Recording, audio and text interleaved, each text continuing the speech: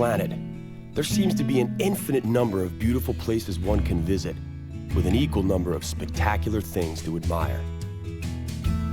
It requires nothing more than a curiosity to observe what is all around you. The miracle of nature manifests in countless ways, from breathtaking vistas to the simple movements of a common heifer. The purpose of this program is to present you with the extraordinary diversity of our miraculous blue planet so that you can discover these things for yourself. Today, we head off to the north of the United Kingdom to encounter some dramatic mountain sceneries. The Scottish Highlands, a place where the best whiskey in the world is made and where the men still wear skirts. Actually, they're called kilts. On the shores of Lake Baikal, the largest, deepest, and oldest lake in the world, we'll taste local fish and the vodka they make out of milk. To conclude, we will explore Spanish Andalusia and the mysterious Sierra Nevada mountain range. But first, the Scottish Highlands await us.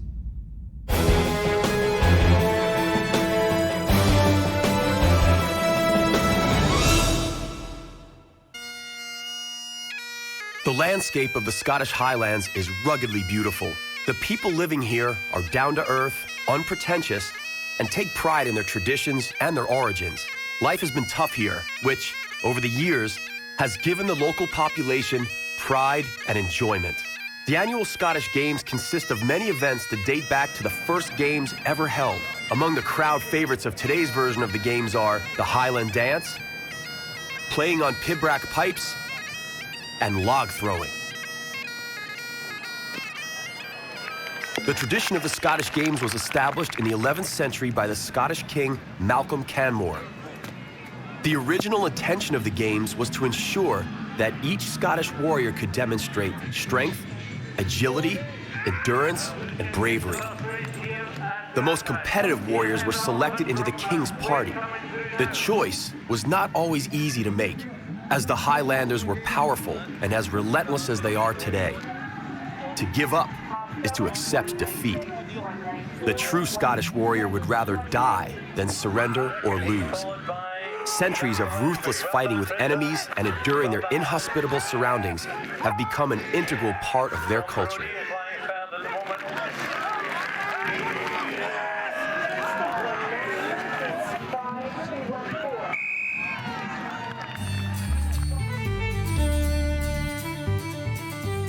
The Highlands are no place for the less than hardy. It is rough here. The sharp, cold wind blows so hard that even cattle and sheep have evolved with long, thick hair to help them survive. But on the rare occasion that the sun does come out, enveloping the rolling hills and picturesque valleys in its rays, the Highlands become a breathtaking place to be. More than anything else, the Scottish Highlands have always been a land of herdsmen living in humble abodes. Up until modern times, the only source of fuel for the fire was dry peat. The cattle and sheep were their only means of survival. The most common winter meal in the old days was cattle blood mixed in with oatmeal.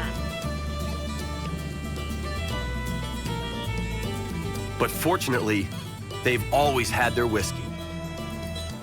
Today, there are several hundred functioning distilleries throughout the Scottish Highlands.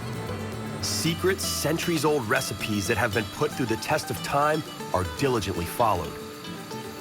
This delicious golden liquid, referred to in the Old Gaelic as uisce beata, the water of life, is derived from pre-germinated barley. They have been making whiskey in the old Pulteney distillery in the town of Wick since 1826. Prince Charles is counted among its many happy customers and orders his cask from here. It is no wonder the distillery needs to operate 24/7. The natural center of the Highlands is Inverness, a town lying at the mouth of the River Ness. Long ago, Inverness was an important port, serving mostly as a transshipment yard and the center of shipbuilding. Undoubtedly the most well-known place of the Scottish Highlands, and possibly in the whole of Scotland, is the Loch Ness Lake. Veiled in mystery, The lake has achieved its celebrity status thanks to Nessie, a giant creature allegedly living in the lake. The first reference to its existence dates as far back as the 6th century, but Nessie only became a global phenomenon in the last century when hundreds of sightings were reported. The creature was photographed and filmed on a number of occasions, but none of the records were sufficiently convincing to serve as indisputable proof of its existence.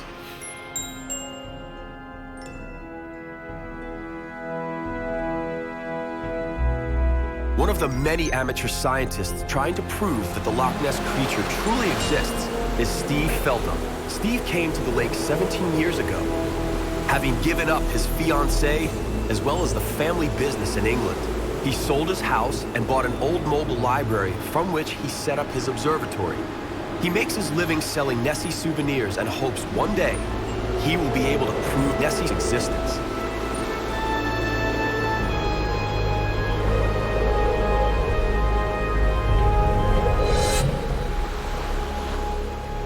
For me, what I do here, making these models, it brings in just enough money to keep me living and looking for the mystery, looking for the answers to the mystery. And what I do is not about the money. If I wanted to make a lot of money with these, I would be in Drumnadrochit, where all the tourists go. I'm on the other side of the loch, on a very quiet place, where not so many tourists come here. I've seen one thing that is too big to be the fish. Maybe 16 years ago, when the waves are all going across my vision, what with white crests on the top of those waves, and something like a torpedo went through against the waves. So it goes bang, bang, bang, bang, through, very fast, very big. And I don't know what that was. My hope is that when we find the answers to what these animals are, I'll be involved in solving the mystery, and then I feel that gives me the credibility in what I do to go off around the world and look for some other lake monsters in other places and become an international monster hunter, which is a good job, I think. There is one other reason why the Loch Ness Lake is so interesting. The Caledonian Canal passes through the lake and connects the North Sea in the east with the Atlantic in the west. When examining the map of the Great Glen Valley, the solution was apparent. 3 Great Lakes and 2 fjords on either side made crossing possible. It wasn't all that simple, though. At the beginning of the 20th century, the British engineers William Jessup and Thomas Telford had to solve a major obstacle: a 20-meter height difference between Fort Williams and Inverness. They resolved the problem masterfully by devising an ingenious system of 29 floodgates over the 96 kilometers. The masterpiece was made operational in 1822 and cost what was considered at the time to be a staggering sum: 840,000 British pounds sterling.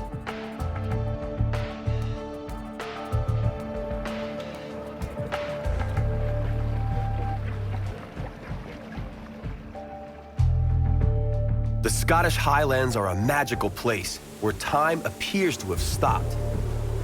The people seem closer to nature here than elsewhere. Looking out over the stunning vistas, a man suddenly realizes just how petty and mundane his everyday worries are.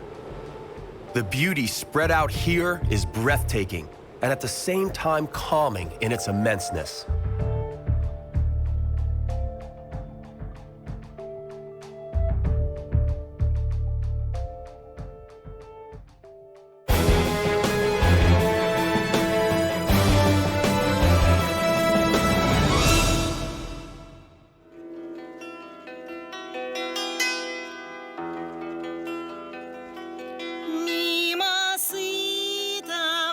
Сила шитого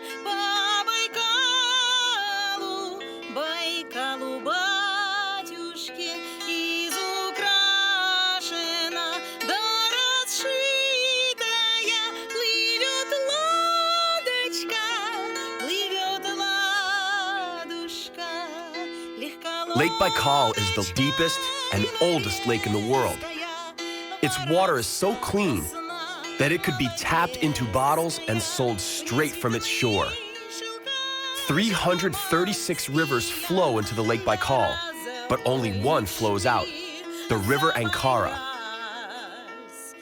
Lake Baikal contains roughly 20% of the world's surface freshwater and is located in the south of the Russian region of Siberia, between the Irkutsk Oblast to the northwest and the Buryat Republic to the southeast, near the city of Irkutsk. Its name is derived from the Turk word Baikal, meaning rich in fish, a fact confirmed by many local fishermen. The region is rather cold, with average annual temperature hovering around 0 degrees. Considering this is Siberia, the climatic conditions are pretty mild. Unexpected flora can be found here. The Peshenoi Bay, where the average annual temperature reaches 0.4 degrees, is the warmest place along the Baikal. Flora, however, is not the center of attention here. Fish and fishing is what concerns the locals the most. This is hardly surprising, considering that they have the planet's greatest source of freshwater fish at their feet. Grilled fish is the staple food and won't be scarce at any party or get-together. The local specialty is smoked omul, a fish found only in Lake Baikal. The omul is slated at first, then potted for 2 days, and finally it is smoked.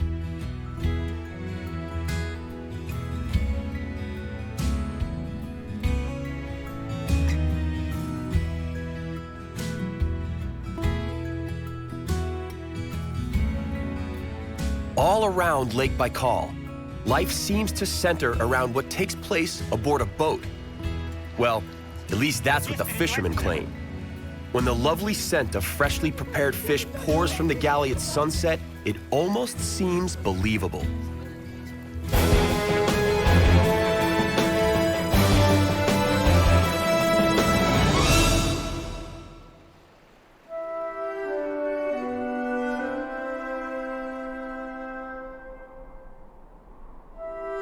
The life of a fisherman is a romantic life. Baikal is best discovered from the deck of a boat.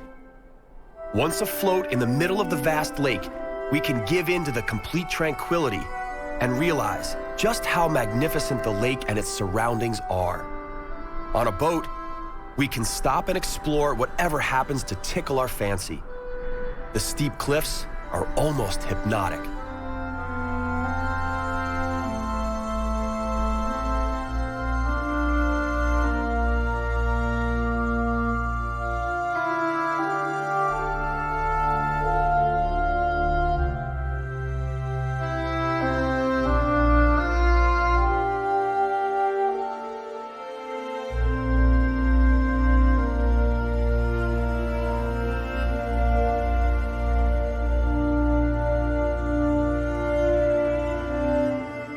The deep, eerie woods are veiled in mist. The landscape surrounding the lake changes constantly and dramatically. Every few miles, the rocky cliffs give way to open plains. We can also appreciate the deserted grasslands, with a few horses grazing sporadically here and there. Such immense space may seem almost overwhelming for humans more accustomed to living in densely crowded conditions.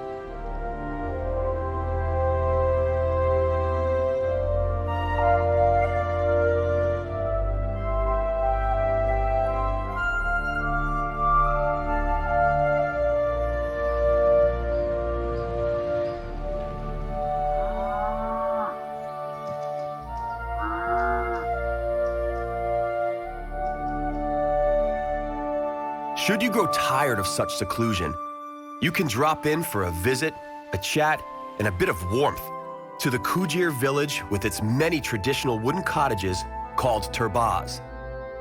The best way to warm up is with a shot of vodka, but not just any ordinary vodka. The locals distill their vodka from milk. Apart from the main ingredient, the distillation process is not very different from any other. Make the fire and keep adding wood beneath the cauldron until the sour heats up sufficiently and the distillation process begins. And rakushka, as the finished product is known, is ready. The locals aren't fussy, and so this bizarre concoction suffices. The boys are looking on in anticipation of its effect on their dad, but these people are hardy.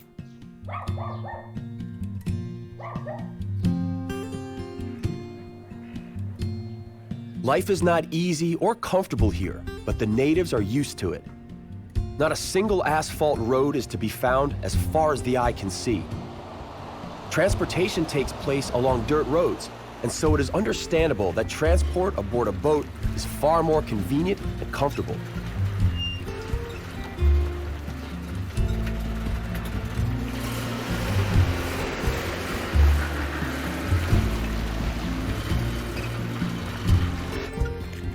The people are close to the lake.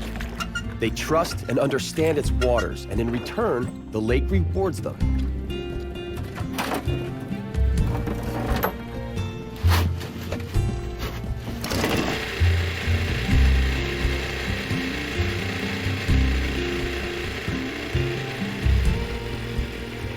Fish are so plentiful in the Baikal. The only real shame is that the fish processing plant shut down. It used to provide welcome job opportunities, as well as a market for the caught fish. Even on a bad day, fishermen have enough of a catch to provide for their households and have plenty to sell. Over 50 kinds of fish thrive here, including sturgeon and omul. Along the Lake Baikal, fishing is something everyone practices from infancy.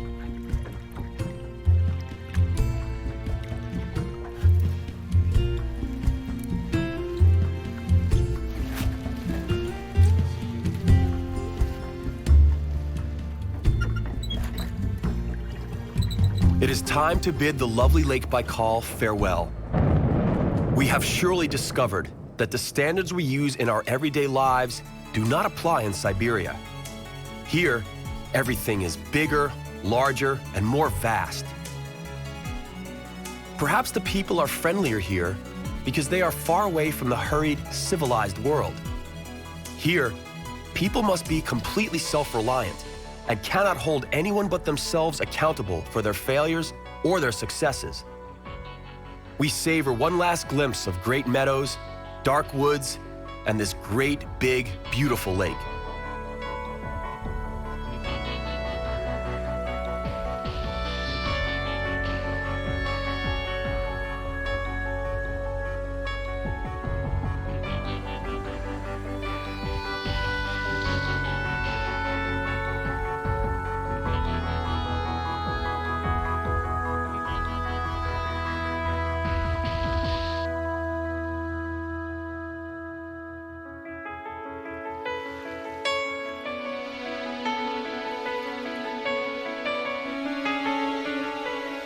Let us take our final trip along the shores of the Great Baikal in the one-eyed, one-way railway known as Krugo-Baikalka.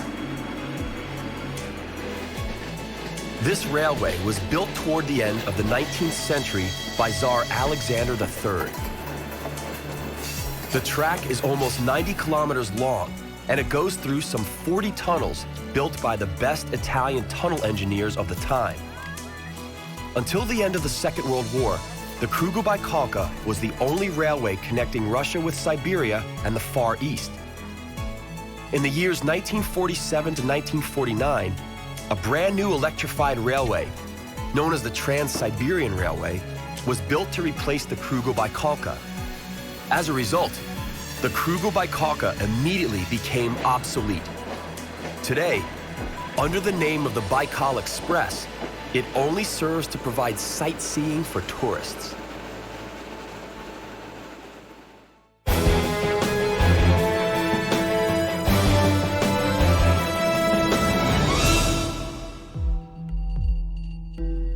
Andalusia lies southernmost on the Iberian Peninsula.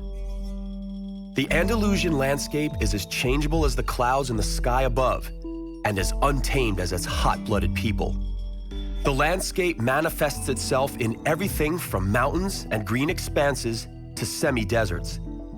Andalusia is staked out by several mountain ranges framing it on all sides: the Sierra Morena, the Cordillera Bética, and the Sierra Nevada. In between the mountain ranges lies the plentiful valley of the Guadalquivir River. Andalusia is mainly influenced by two regions, the southwestern Sierra de Grazalema, the part of Spain with the most annual rainfall, and the eastern Almeria, which on the contrary is the driest region. Along with its amazingly diverse natural endowments, Andalusia also offers gems such as Sevilla, Granada, Malaga, Cordoba, and Cadiz. We inevitably must come to the conclusion that Andalusia truly is the pearl of southern Europe. Due to its location, Andalusia boasts a very colorful history. In medieval times, the Phoenicians, Carthaginians, Greeks, Romans, and Visigoths each had their turn ruling the area. The Arabs took over in the 8th century when they invaded from the Gibraltar. The Arabs remained until they were driven out by the Reconquista, a few centuries during which the Catholics reclaimed lost territories.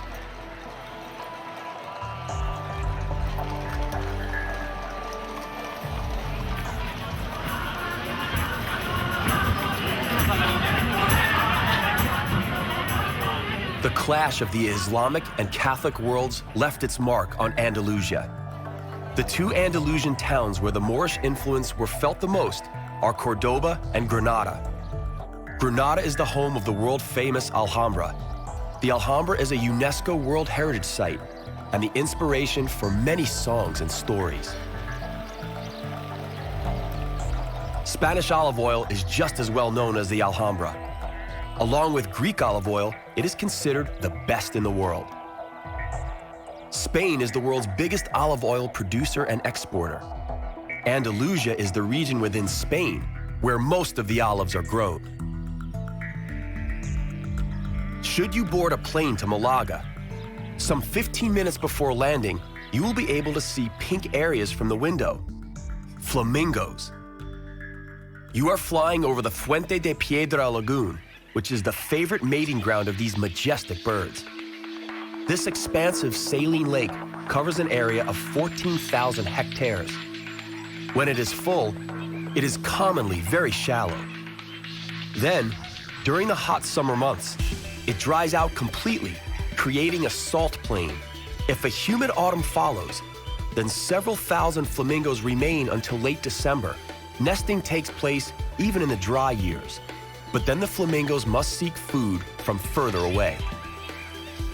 The beautiful town of Ronda lies surrounded by the Serranía de Ronda Mountains in the northwest of the Malaga province. It is surrounded by romantic landscapes, laced with steep rocky passes, beautiful chalk pools, and swimming holes with surprisingly blue water. This fascinating town was selected by Ernest Hemingway as the site for his novel, For Whom the Bell Tolls. In its opening pages, Hemingway owns up to being inspired by the English poet John Donne. Andalusia is a truly fascinating land. It really is the last cape of Europe. It is enveloped from one side by majestic mountain massifs and from the other by endless masses of water, the Mediterranean and the Atlantic. In the story, the seagull called Andalusia had to withstand all sorts of currents, whirlwinds, and turbulences, but she somehow emerged victorious and more beautiful than ever. A fitting metaphor to describe the region known as Andalusia.